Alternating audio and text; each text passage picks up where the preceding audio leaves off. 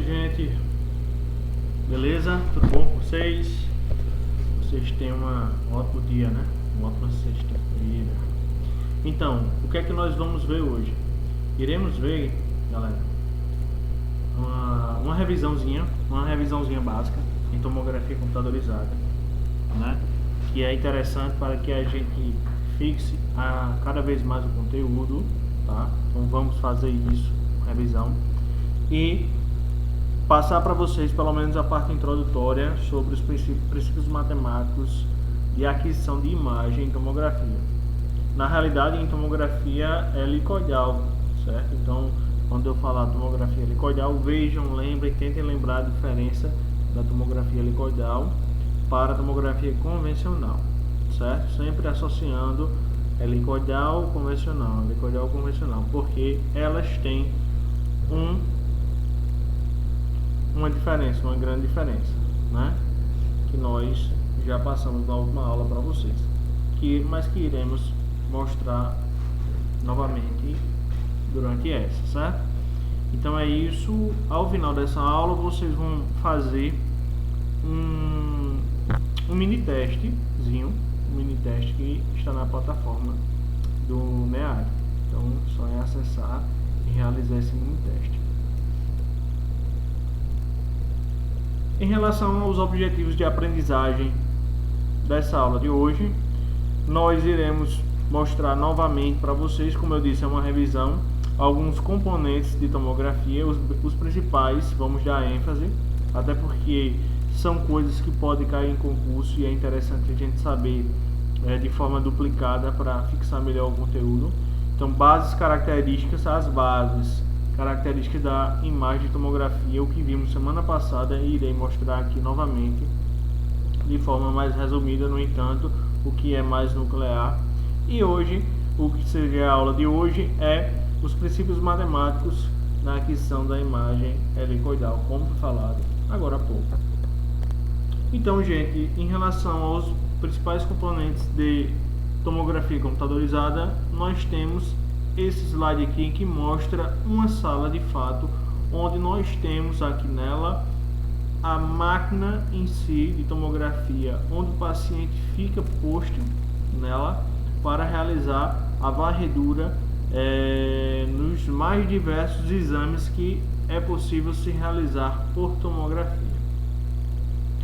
Então, lembrando, temos duas grandes partes importantes aqui nessa imagem, que é essa parte maior aqui, que nós chamamos isso de gantry, né? Gantry. Nunca esquecer do gantry, porque é algo que nós utilizamos bastante. Então tá aí, ó, o gantry.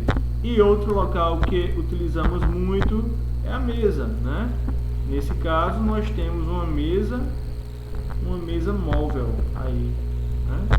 Podemos mover ela para cima, para baixo, ela entrar no interior do gantry e sair fora do gantry, tá? Então podemos realizar todo esse movimento aí com a mesa.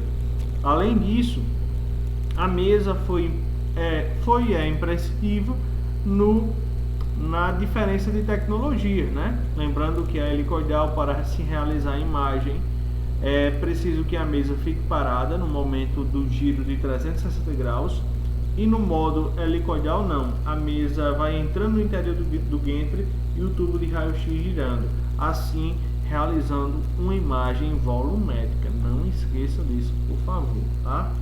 Então, lembrando que no gantry tem alguns botõezinhos que servem para manipulá-lo, tanto o gantry quanto a mesa.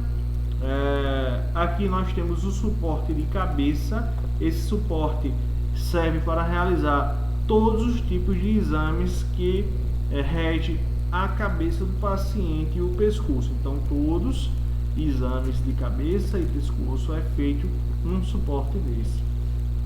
Aqui, vizinho a máquina de tomografia, temos o que a gente chama de bomba injetora, tá? Então teremos uma aula somente de bomba injetora, bastante interessante para vocês, porque é nela que é possível haver a utilização do contraste radiológico. Então lembre, recapitulando, gantry, mesa. Essa mesa é móvel porque ela sobe e desce, entra no interior e fora do gantry, beleza?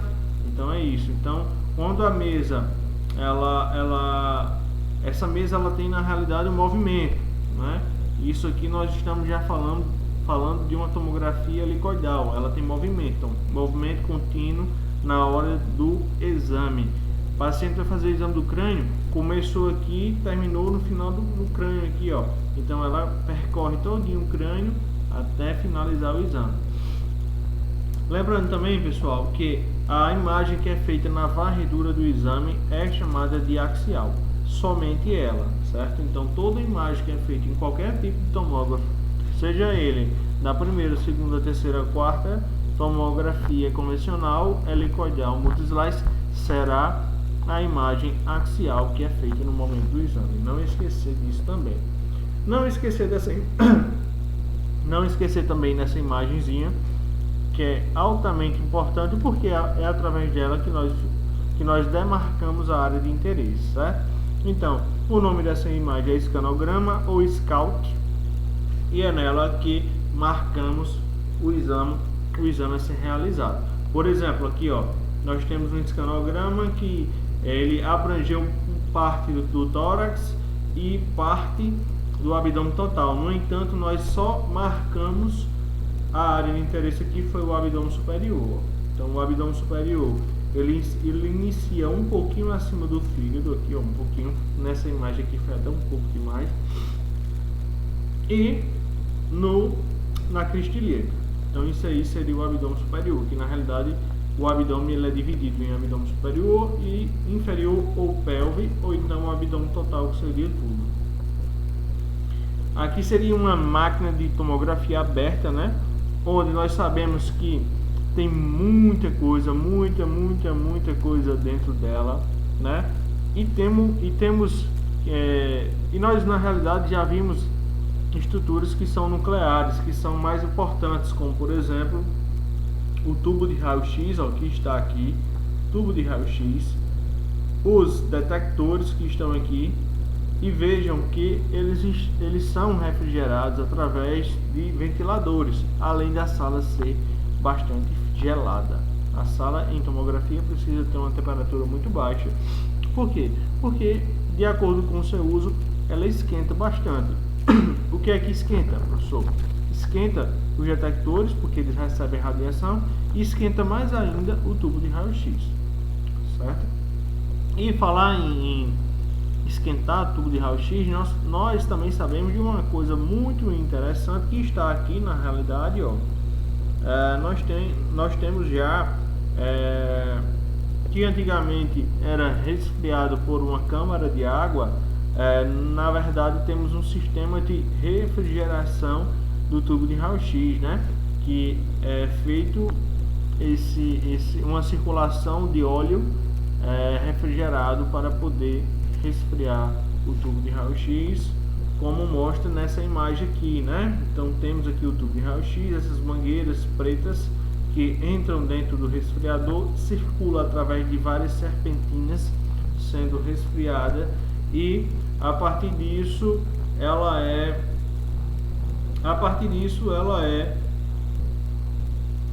o tubo de raio-x é resfriado, né?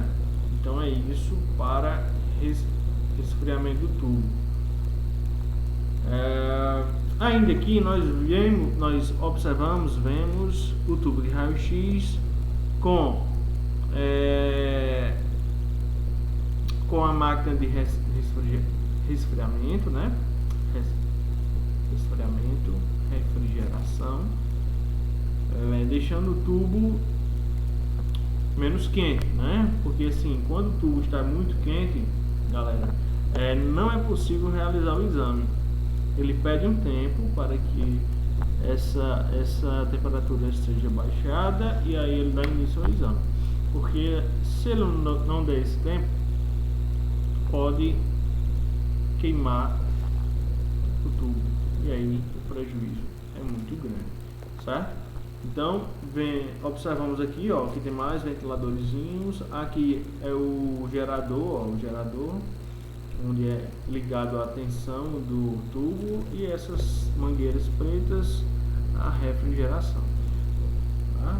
No lado posterior sabemos que tem os detectores, né? Tem detectores bastante importantes também na aquisição da imagem. Aqui, galera, evidenciando algo importante é o colimador, né? Então, gente, o colimador, ó, ele serve, o pré-paciente, ele serve para definir a espessura da imagem. Então, o colimador serve para definir a espessura da imagem. Lembrem, espessura da fatia, tá? Tem dois tipos, o pré-paciente e o pós-paciente. O pós-paciente, ele não define a espessura da imagem, tá? Mas ele serve como se fosse uma grade antidifusor. Ele serve para meio que abranger, né, absorver a radiação também e deixar ela encaixar nos detectores. Mas o pré-paciente é para definir a espessura. Lembrando que a espessura da imagem é em milímetro, tá, galera? Não é em metro, não, é em milímetro. Falando em detectores, lembrem sempre que o modelo que foi seguido para realizar a produção das máquinas de tomografia até os dias atuais é do tipo terceira geração, né? Então, como é isso? É um tipo de aparelho que realiza o exame do paciente em suas várias partes, onde tem o tubo de raio-x que passa a radiação X pelo paciente e é absorvida por uma fileira de detectores, né? Então, houve evolução da tomografia em relação aos detectores, e aí passou-se a ter, no caso, mais de uma fileira de detectores, né? Então é o que a gente chama de tomografia multi-slice, ou também chamada de tomografia multicanais, é uma coisa só. Então, visivelmente, se vocês olharem para esse triângulozinho branco aqui, na tomografia com simples fila, ela abrange uma região menor do corpo, diferentemente do multi-slice, que abrange uma região maior do corpo, e assim em um movimento de 360 graus é possível fazer uma quantidade maior de imagens de acordo com a quantidade também de fileiras do tomógrafo, certo? Então, se você me perguntar, professor, qual a tomografia que hoje ela tem um preço bom, um preço médio e dá para fazer quase tudo? É uma tomografia com 16 fileiras, tá? Ela faz quase tudo, só não faz a angiotomografia cardíaca, né? A angiotomografia do miocárdio, que é aquela que nós vimos na semana passada, que a partir de 64 canais é que é possível fazer esse tipo de exame. Então aqui, gente, olha, essa imagem é nova para vocês, certo? Então temos uma imagem evidenciando fileiras de detectores, ó. Lembrando que é claro que os detectores diminuíram de tamanho para que se pudessem serem colocados lado a lado, né? Então olha só, um equipamento de 16 fileiras, que é justamente esse que eu comentei agora há pouco, ele possui em média em cada fileira 750 detectores. Diga aí, em cada fileira tem 750, chegando a um total de 12.000 detectores em um aparelho multi-slice de 16 canais ou 16 fileiras, certo? Então isso é muito, gente. Se vocês voltarem no tempo lá, na terceira geração, uma fileira só tinha nem 1.000 detectores, e aqui tem 12.000, né? Imagine um aparelho de 512 fileiras, é coisa de outro mundo, é coisa muito cara também. Então, quando falamos em detectores, gente, nós falamos em dois tipos. Falamos no detector a gás e o detector cintilador, que é o sólido. E é dele que a gente vai falar, porque é ele que é utilizado para realizar a produção da imagem em tomografia. Como é que é feito, professor? Então é o seguinte, gente. A gente sabe que a radiação ela sai do tubo de raio-x, atravessa o corpo do paciente, sendo atenuada, né? E chegando posteriormente onde? No detector, naquela fileira que acabamos de ver agora, né? A fileirona que a gente pegou, tirou um detector aí, ampliou esse detector e agora vamos ver. Então, aqui ó, como é que é feito essa conversão. A radiação que atravessa o paciente, ela chega no detector, né? Que ele tem uma eficiência bastante interessante, em média 90%, em média. Isso é uma eficiência bastante legal já. E aí, gente, quando acontece isso, ó, a absorção da radiação, ó, veja bem o que acontece, é interessante. Esse detector sólido, ele converte essa radiação X que foi absorvida em luz.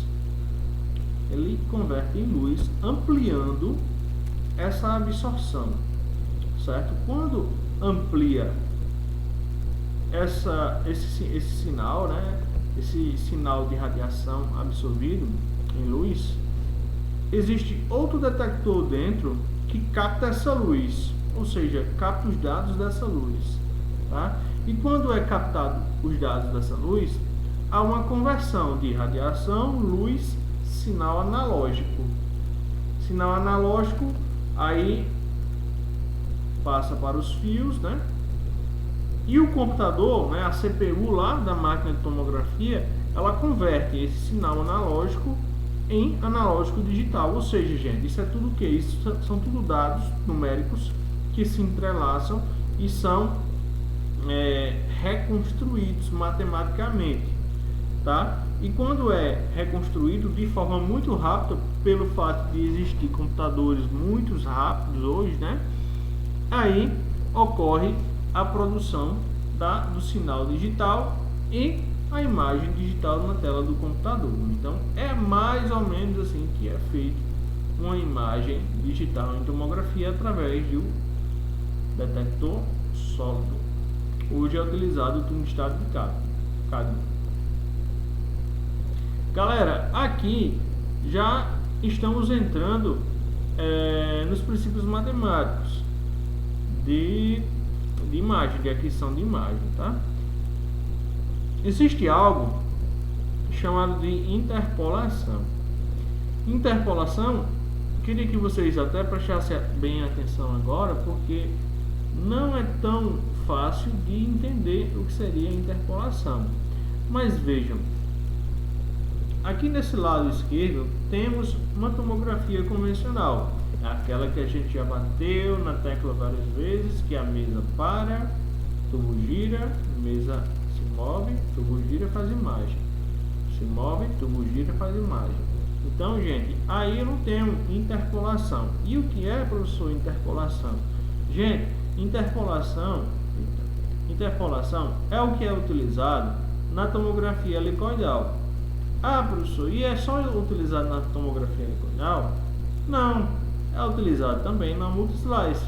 Por quê? Porque a aquisição de imagem é a mesma, segue o mesmo padrão na multislice, certo? Por quê? Porque é em forma de hélice, né, de espiral. O que danado é helicoidal. O que danado seria a interpolação. Galera, é o seguinte, o termo interpolar quer dizer juntar, quer dizer unir dados, certo? Como assim, professor? Ainda não entendi. Então, gente, vejam que aqui é uma espiral, né? Aqui é uma espiral, ou seja, a máquina fica girando, o tubo girando, e a mesa, ao mesmo tempo, a mesa, ela percorrendo, né? Então, tubo girando e mesa passando. Então, se você ficar meio, você pode pensar que a imagem ela vai ficar meio que na diagonal, assim. Por quê? Porque há um formato de hélice quando está realizando a varredura no paciente. E aí, gente, esse termo de hélice é justamente o que está mostrando aqui através da trajetória que é criada quando o tubo está girando e a mesa está passando. Então fica realmente meio na diagonal teoricamente a imagem. E o que é feito? É feito justamente a interpolação. E o que danado é isso, professor? A interpolação é a junção desses dados que são teoricamente perdidos, vamos dizer assim, e nesse caso aqui, através da interpolação, ocorre a união disso, fazendo com que essa imagem posteriormente ela fique de forma volumétrica. Forma volumétrica, eu tenho o volume completinho já. Lembra lá da peça de mortadela que eu mostrei para vocês, que é o formato já grandão dela, todo compactado. Então acontece isso por causa da interpolação, que é através do giro de 360 graus, ó, e a mesa percorrendo, a interpolação une esses dados que foram perdidos, deixando o volume bastante nítido, evidenciando imagens, principalmente em 3D, tridimensionais, também com ótima qualidade. E aí vem o pitch, né? O pitch é um fator matemático aí que muita gente tem dúvida, mas na realidade não é um bicho de 7 cabeças. Então, gente, quando eu falei já algumas milhares de vezes sobre movimento de tubo com detector e movimento da mesa, deslocamento da mesa, isso aí nada mais é do que o pitch, tá? Que o pitch. Então está aqui, ó, representação entre a razão do deslocamento da mesa pela espessura do corte. Por que a espessura do corte, professor? Porque, gente, lembra que eu falei de colimador? Então o colimador está unido ali no complexo tubo detectores, e é ele que vai nos dar a quantidade de espessura da imagem, que é em milímetros. Então como é isso, professor? Geralmente, gente, a máquina de tomografia, ela vai ter um pitch de 1. E como é esse pitch de 1? Como é o pitch de 1? Ó, veja aqui, ó, pitch. O pitch é igual ao deslocamento da mesa em milímetros, ó, milímetros, deslocamento da mesa, pela colimação do feixe, certo? Em cada giro. Então é basicamente isso, deslocamento da mesa e o giro milimétrico da espessura do corte. Se eu colocar aqui, ó, galera, 1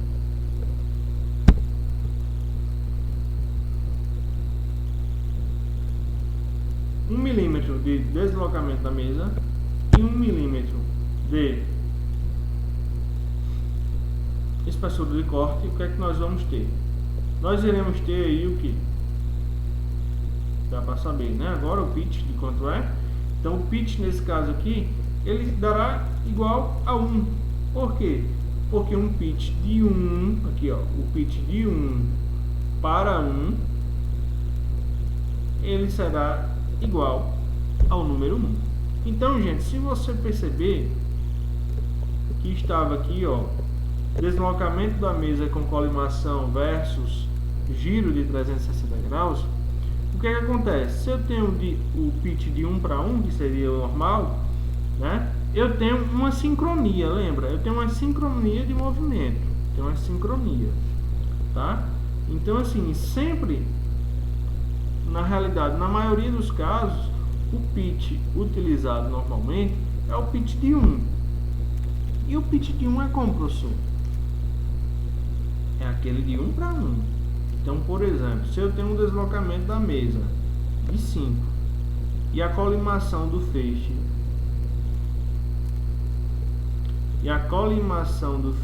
de 5, eu terei um pitch de quanto? Ó, colimação, deslocamento da mesa 5 milímetros por segundo, espessura do corte versus giro de 360, não esquece, em 5 milímetros por segundo. Então, gente, eu vou ter um pitch aqui de 1. Então eu vou ter, galera, um giro com o movimento da mesa sincronizado. Quer dizer, professor, que existe pitch maior que 1 e menor que 1? Existe. É o que eu vou mostrar aqui para vocês na imagem. Então, galera, olha aqui, ó. Aqui nessa imagem A, certo? Seria um pitch de 1. Um pitch de 1, vejam. O pitch de 1, veja, que é um movimento sincronizado. Não esqueça, movimento sincronizado eu tenho um pitch de 1. Então o pitch de 1 vai encaixar direitinho, vai interpolar direitinho. Fechou, né? Pitch de 1. Olha só aqui, ó, a hélice toda fechadinha, bacaninha. Então já aqui, ó, mas veja,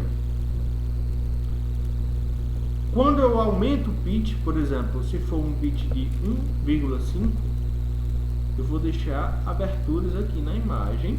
No entanto, ó, eu vou conseguir abranger uma área maior.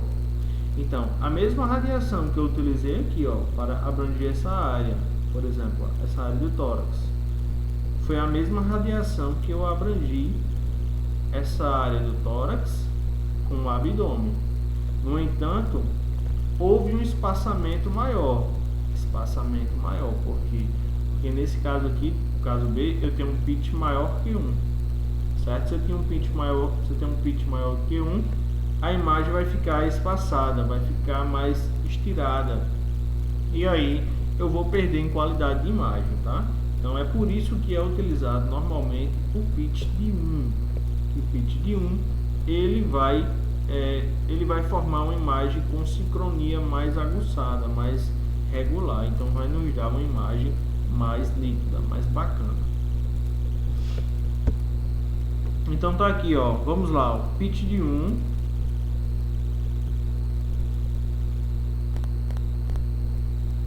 Vou aumentar aqui para vocês verem melhor. Pitch de 1, ó, olha só. Eu tenho 3 casos. Aqui.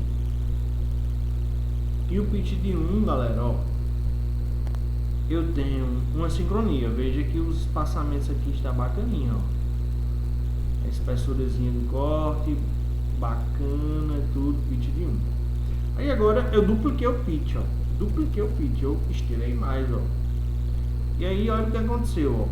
Eu abrangi uma área maior, né? E nesse caso aqui, ó, utilizou até menos radiação. No entanto, gente, como eu aumentei muito esse pitch, né? E 2, eu dupliquei. Eu deixei a abertura para a interpolação agir muito grande, certo? Mas esse exemplo aí é mais para vermos que existe o pitch. E esse primeiro aqui eu deixei por último para nós vermos que ele é um pitch menor que 1, gente. Então é um pitch que, ó, a interpolação dele é assim, ó, é uma por cima da outra. Então é bem assim, ó, amarrada. E aí nesse caso a quantidade de radiação ela será duplicada, será bem maior. Eu tenho um pitch de meio, né, 0,5, ou seja, menor do que 1. Certo, gente? Então eu espero que essa parte de pitch vocês tenham entendido. Se não entendeu, volta um pouquinho o vídeo e tenta entender novamente, tá? Porque é interessante, pode cair em concurso. Olha aqui, outra. Aqui nós temos, ó, os 2 tipos de varreduras. A varredura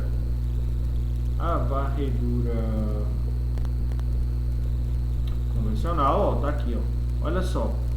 Imagem, espaço, imagem, espaço, imagem, espaço. Aqui nós temos pitch de 1, pitch de 2,5, de 1,5, pitch de 2. Então, qual é o pitch que é utilizado normalmente? É o pitch de 1, porque o pitch de 1, o pitch igual a 1, ele quer dizer o pitch de 1 para 1. E o que é isso? Por exemplo, se eu tenho 5 mm em cima e 5 embaixo, eu vou ter um pitch de 1. Se eu tenho 10 e 10, vou ter um pitch de 1. Agora, se eu tenho 10 e vou ter 5 embaixo, eu vou ter um pitch de 2, porque 10 dividido para 5 é 2. Mas se eu tiver 5 em cima e 10 embaixo, aí eu terei um pitch de meio, né? Então a gente sabe que o pitch normal é de 1 e já abaixo de 1 não é tão utilizado assim. Mas vejam que aqui tem um movimento de sincronia, a interpolação está aqui no meio para juntar aqueles dados o pitch de um e-mail a gente esticou um pouquinho, ó, e aí a interpolação está mais aguçada, e aí o pitch 2, que é, na realidade hoje não é nem utilizado, tá? Não é nem utilizado, mas para a gente entender que a questão de pitch é interessante que falemos para vocês. Pronto. Aqui, gente, lembrando, se não entendeu o pitch, volta um pouquinho aqui para entender novamente. Existe o FOV, né? Field of View. O FOV, que é chamado mais precisamente, o FOV, gente, é justamente o tamanho, é como se fosse no raio-x o tamanho do cassete, o tamanho do chassi, certo? Para fazer uma radiografia. Aqui é chamado de campo de visão. Então, por exemplo, se eu for fazer um exame do crânio, eu vou utilizar um campo de visão que abrange o crânio, um pouquinho maior, né? Para deixar o crânio dentro da área de interesse. Se eu for fazer um exame de um olho, eu vou fazer com um FOV, ou seja, um campo de visão menor do que o crânio. Mas se eu for fazer um exame do abdômen ou tórax, eu terei que aumentar esse campo de visão, que é justamente o FOV, como eu comentei aqui. Então aqui, ó, tem alguns, cada círculozinho desse aqui, ó, é um tipo de FOV diferente, ó. Esse verde que é o último é o Genk. Então veja, aqui eu tenho um FOV bem grandão, ó, FOV grande, né, onde dá para abranger o abdômen, o tórax e tal. E aqui, se fosse fazer um exame da coluna, eu utilizaria um FOV menor. Então, gente, o FOV ele é dado em centímetros, por exemplo. Isso é uma média, tá? O FOV para o crânio, ele tem 22 centímetros. Tá? O FOV, se a gente lembrar do escanograma, não tem escanograma aqui, mas se a gente lembrar do escanograma, o FOV é aquilo lá que a gente puxa, né? Para delimitar a área de interesse. Então ele já nos dá um FOV desse tamanho aqui, mas que a gente pode aumentar um pouquinho e diminuir um pouquinho. Olha só, tórax, abdômen, ele vai aumentando, joelho, face, coluna, ó. Diminui já porque são estruturas menores, né? Professor, para que eu saber disso? Para saber que existe, tá? Existe o FOV, que é uma gradezinha que vai aparecer quando você fizer o escanograma. Ela aparece automaticamente porque ali estamos dentro de um protocolo a ser seguido. E a espessura do corte, né? Interessante para a gente entender a espessura do corte. Espessura do corte em tomografia computadorizada, ó. Os cortes em tomografia computadorizada, ele vai de uma média de 0,6, 0,6, ou seja, menos de 1 milímetro, até aproximadamente 10 milímetros. Vai depender de que a gente utilizar, vai depender da estrutura, vai depender do objeto de estudo, vai depender do tumor, se for uma lesão, um tumor, por exemplo, e vai depender se o paciente pode receber dose alta ou baixa, como criança, né? Criança, geralmente a gente usa uma espessura de corte um pouquinho média, um pouquinho maior, né? Para justamente evitar baixar a radiação. Então, mas de fato, como é que a gente utiliza esses espessuras de corte? A espessura de corte, gente, ela é dada no protocolo. Mas ponham na mente, quando for fazer exame de região extensa, eu vou ter que usar milímetro elevado. Quando eu for realizar exame de estrutura pequena, eu vou utilizar baixo milímetro, baixa espessura de corte. Por exemplo, se eu for fazer um exame do olho, 1 milímetro, 2 milímetros de espessura. Se eu for fazer um exame do ouvido, da mastoide, é muito pequeno, 1 milímetro, 2 milímetros. Se eu for fazer da sala túrcica, 1 milímetro. Se eu for fazer a imagem de um dente, menos de 1 milímetro, 0,6 milímetros. Aí, se eu for realizar o exame do pescoço, 3 a 5 milímetros. Se eu for realizar o exame do tórax, é grande, 5 a 10 milímetros, como também do abdômen. Então é mais ou menos isso aí. Tá bom, pessoal? Então, gente, aqui, ó, Algo que a gente falou na aula passada foi em relação aos princípios da imagem, né? Falamos sobre aqui o pixel e o voxel, né? Então, se você olhar aqui, ó, temos um corte axial que está dentro de uma matriz. Lembram da matriz? Essa matriz está cheia de números porque os números identificam a densidade da estrutura, né? E esses números são reconhecidos pelo computador e transformando na imagem digital, mais ou menos assim. Então, cada número desse representa um pixel, né? Um pixel. E a espessura da imagem, gente, ela é representada pelo voxel, que é a parte volumétrica da imagem, certo? Então, o pixel é a parte bidimensional da imagem de tomografia e o voxel é a região volumétrica, é o volume propriamente dito, tá? E esse volume propriamente dito, que é o voxel, é ele que vai dar a espessura da imagem. Por exemplo, aqui eu tenho uma espessura de 2 milímetros, né? Se eu aumentasse aqui, essa parte azul estaria mais larga, mais grossa. E existe uma coisinha chamada de incremento. Incremento, gente, vai um pouquinho, talvez misturar um pouquinho com pixel, mas tem ligação, na verdade. Se você olhando para essa imagem aqui, você vai notar que ela é semelhante a isso aqui, ó. Essa imagem superior, porque eu tenho uma imagem com sobreposição de imagem. É a mesma coisa que acontece aqui, ó. Incremento. Incremento. Eu tenho uma imagem de 5 milímetros e um movimento da mesa de 3 milímetros. Então, se eu tenho um movimento mais lento do que a espessura da imagem, essa imagem ela vai interpolar, ela vai juntar, ela vai unir, tá? Então, isso não é o normal que acontece. Isso aí seria um pixel menor que 1, por exemplo. Mas na realidade o que eu quero falar aqui para vocês é que quando vocês ouviram falar em incremento, não esqueça, incremento de corte, ele é o movimento da mesa, é a mesma coisa, são algo sinônimos. Incremento do corte, ele é sinônimo de deslocamento da mesa, certo? Então aqui, gente, eu tenho aqui, ó, 5 milímetros de espessura do corte com 5 milímetros de incremento, ou seja, movimento da mesa. Então eu vou ter um movimento, ó, de sincronia. Eu vou ter aí um pitch de 1, tranquilo. Veja que vocês vão entender o pitch agora. Pitch, é pixel.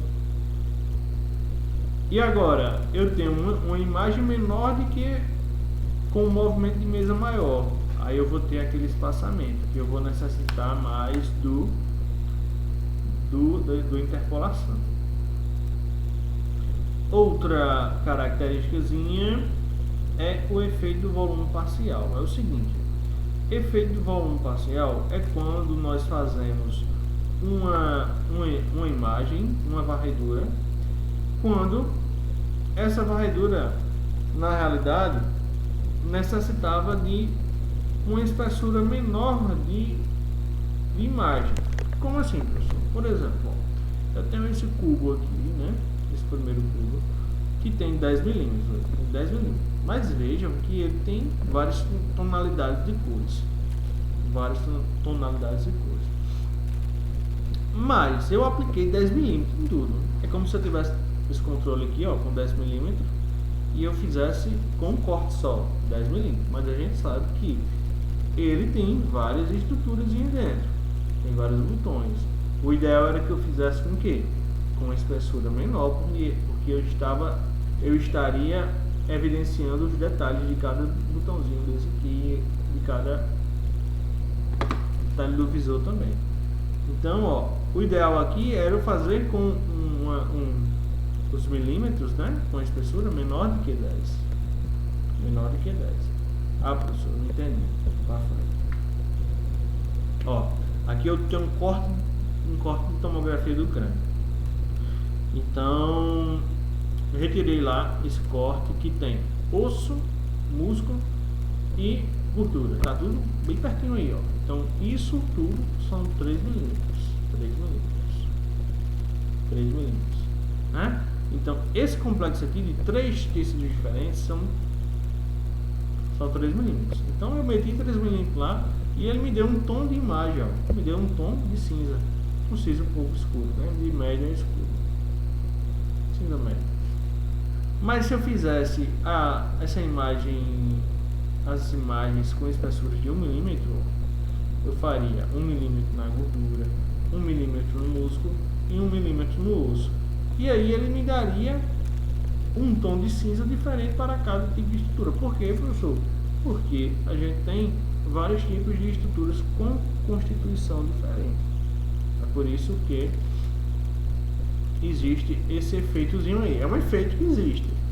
Quer dizer que sempre que tiver estrutura pequena eu vou fazer um milímetro menor? Não. A gente vai trabalhar com a média.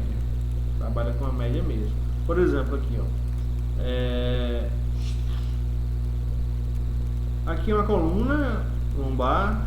Eu tenho parte de osso, né? Parte do corpo, da vértebra aqui. E o disco intervertebral. E aí, gente, é uma região pequenininha. Imagina que eu usei 3 milímetros aqui, ou 5 milímetros. Ela vai estar misturando um pouquinho aí, disso com osso. Mas não tem problema, porque o objetivo aqui, na realidade, é observar até mais o disco, né? Observar se ele sai da região dele formando uma hernia, certo? Isso aí é só um adeno aí para a gente entender que existe um artefato de volume parcial, que na realidade é um mascaramento de tonalidade de tom de cinza, que acontece no corpo todo. Até porque, por exemplo, o abdômen, ele tem um adrenal que é uma glândulazinha que tem em cima do rim, que é bem pequenininha, e tem um fígado, que é tamanho do mundo, e pode ter dentro do fígado um tumorzinho de 3 milímetros. Então isso aí, esse efeito de volume parcial, galera, vai sempre existir. Não tem isso não. O ruído na imagem, gente, é o seguinte: ruído é quando a imagem fica assim, ó, como está essa aqui que eu estou mostrando. Quando é que acontece isso? Galera, acontece na maioria das vezes quando a radiação ela é baixa em relação à estrutura do paciente. Ela acontece mais na realidade quando o paciente é forte. Quanto mais o paciente é forte, ele vai necessitar mais de radiação e a imagem vai sair com o ruído, né? Que é esse chuviscadozinho na imagem, tá? Então também tem outras coisas que influenciam, só que isso seria o mais provável. Outra coisa seria o filtro, mas a gente vai entrar em filtro ainda posteriormente. A cachorrada aí tá solta. Aqui, ó, eu tenho uma imagem aqui que está evidenciando dois ruídos aqui, ó, uma média de ruído. Tá? Não importa muito, pronto, aqui eu queria mostrar. Vejam bem, quem é que tem mais ruído dessas três imagens? A, B ou C? C tem mais ruído. Nesse caso aqui, sabe por quê? C tem mais ruído? Ela tem uma estrutura idêntica aí, mesma constituição, mesma densidade, só que na C foi utilizada uma radiação mais baixa, certo? Professor, é possível corrigir isso? Utilizando os parâmetros de reconstrução, onde a gente consegue inserir a radiação a mais, e aí ele deixa a imagem mais nítida, certo? Ou posteriormente ao exame, adicionando os parâmetros de ferramentas de melhoramento de imagem, como filtro, por exemplo. É igual no Photoshop, a gente consegue ajeitar, mas aí não é possível, tipo, eu pego essa imagem aqui, eu quero deixar totalmente nítida, aí você vai deixar nítida além do normal. Vai deixar mascarada aí a estrutura, certo? Aqui, ó, no caso paciente obeso, ó, esse paciente era bem obeso, ó, essa parte toda aqui por fora do abdômen é a gordura, tá? Então tem paciente que é tanto obeso que a radiação não consegue abranger todo o abdômen dela, né? Então o que é feito? É feito aumentar parâmetro KVMA e tempo para poder fazer o exame com mais qualidade. E posteriormente a esse exame, certo? É necessário ainda melhorar a imagem com as ferramentas. Olha aí, aqui eu mostro na imagem A 60 MA com 120 kV e a fatia tem 5 milímetros.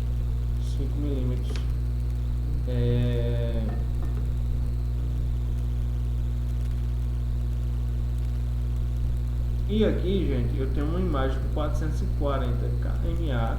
Olha como melhorou, 120 kV. Geralmente, gente, utiliza 120 kV nas imagens, certo? Geralmente utiliza 120 kV, beleza?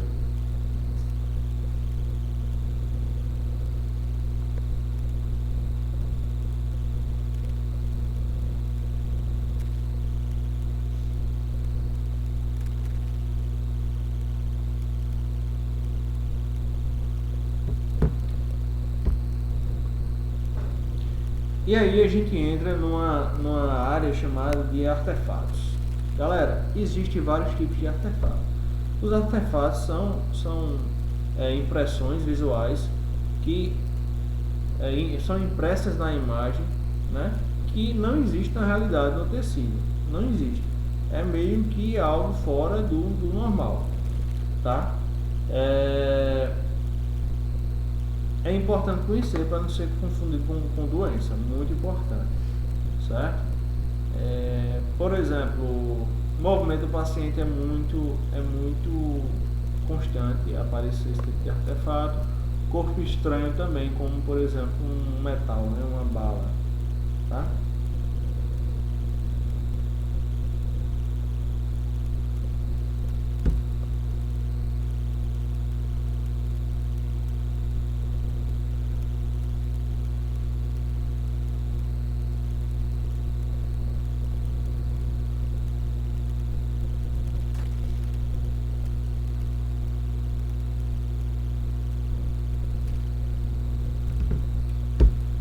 Então, vamos se ligar em artefato.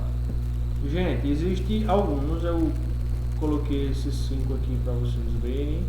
E tem uns que vão ser mais importantes que outros, tá? Por exemplo, endurecimento de feixe, strike, movimento, anel ou alvo.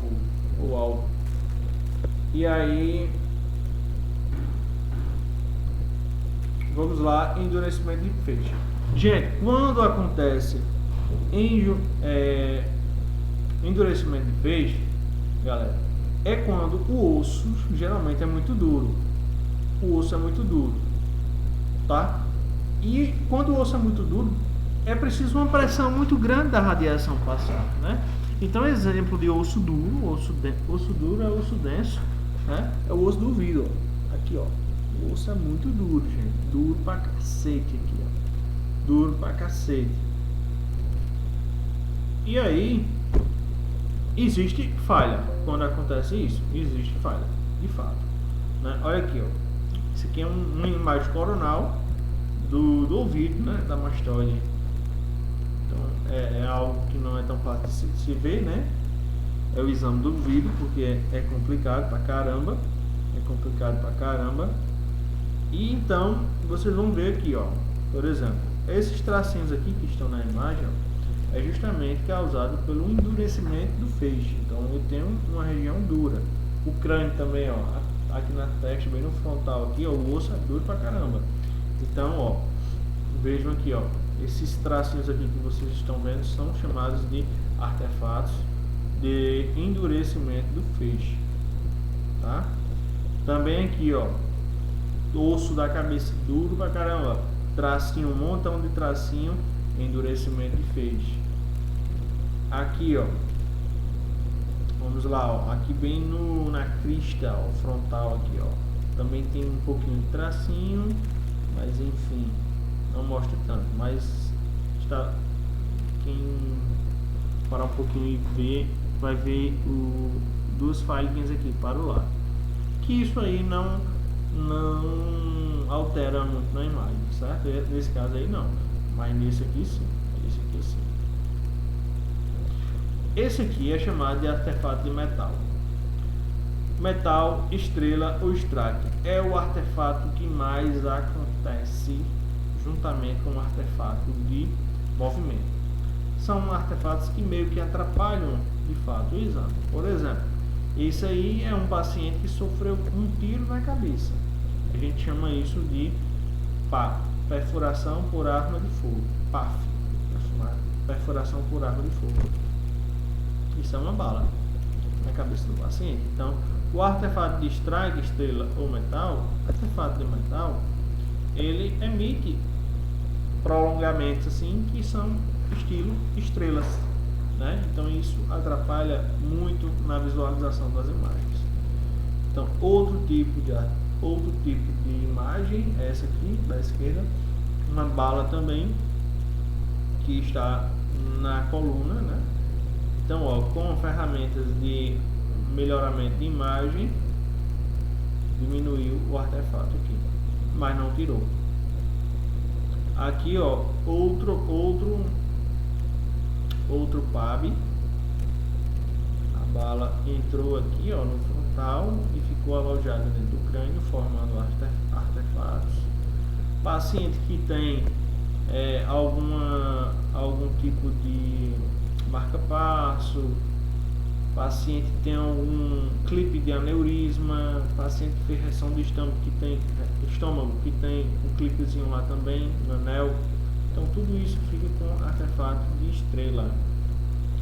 Amálgama, o que é isso, professor? Amálgama é a obturação. Então olha aqui, ó, no escanograma, a obturação aqui do dedo do paciente. Quando a radiação passa em tomografia, acontece esse artefato chamado artefato de metal.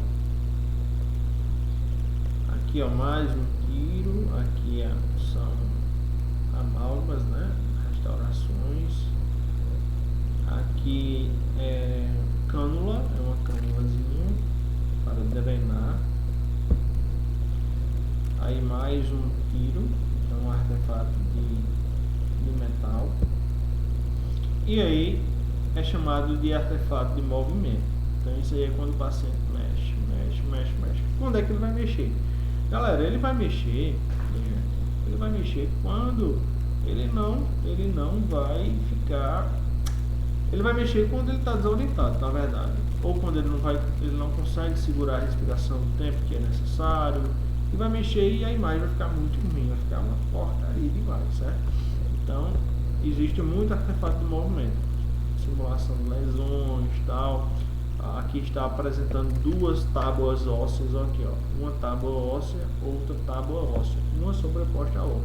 Então, isso aí não dá para laudar, não dá para ser visualizado. Olha só essa imagem aqui no 3D, ó. Isso aqui é o 3D. Então esse 3D aí, ó, ele foi justamente quando o paciente fez assim, ó.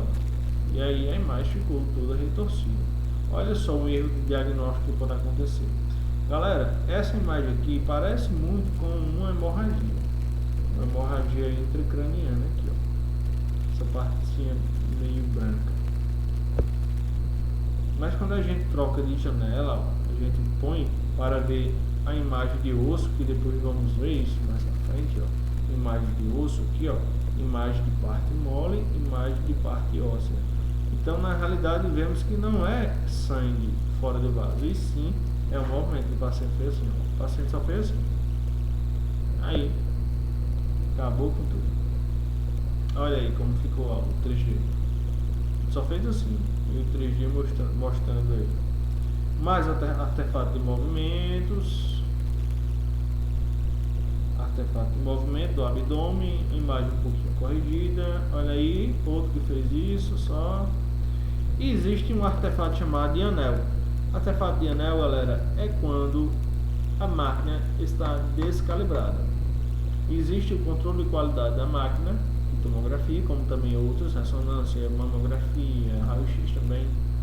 Então, quando ela está descalibrada, ela aparece essas formações na imagem aí, ó, que são chamados de anéis, artefatos de anéis, ó, olha só.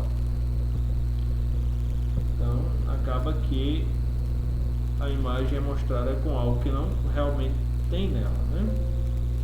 E nesse caso aqui, placenta direta, é artefato chamado de alvo, é um alvo.